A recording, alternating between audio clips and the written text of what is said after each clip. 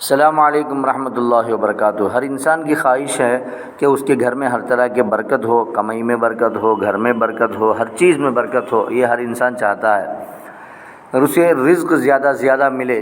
رزق کا مطلب عربی میں رزق کا ایک جو لفظ ہے، اس کے اندر انسان جینے کے لیے جتنا بھی ضرورت ہے پوری چیزیں آ جاتے ہیں، گاڑی بنگلہ جو بھی ہے سب کچھ آ جاتا ہے۔ اب ایک حدیث سنیے، سیدنا عثمان بن عفان رضی اللہ تعالیٰ عنہ فرماتے ہیں کہ جو بندہ صبح کے وقت سوتا ہے اس کو رزق سے محروم کر دیا جاتا ہے۔ یہ حدیث مسند احمد میں ہے۔ اس کا مطلب یہ ہوا کہ جو بندہ فجر کے نماز کے وقت میں فجر کو نماز پڑھے بغیر سو جاتا ہے، اس کو اللہ کی طرف سے ملنے والی جو بھی نعمتیں ہوتے ہیں وہ تمام روک دیا جاتا ہے۔ ہماری آمدنی کو روکنے والے کون ہیں؟ ہم ہی ہیں۔ اللہ تبارک و تعالی ہم سب کو فجر کے وقت میں نماز پڑھنے کی توفیق عطا فرمائے اور اس سے ملنے والے مکمل فائدہ حاصل کرنے کی توفیق عطا فرمائے۔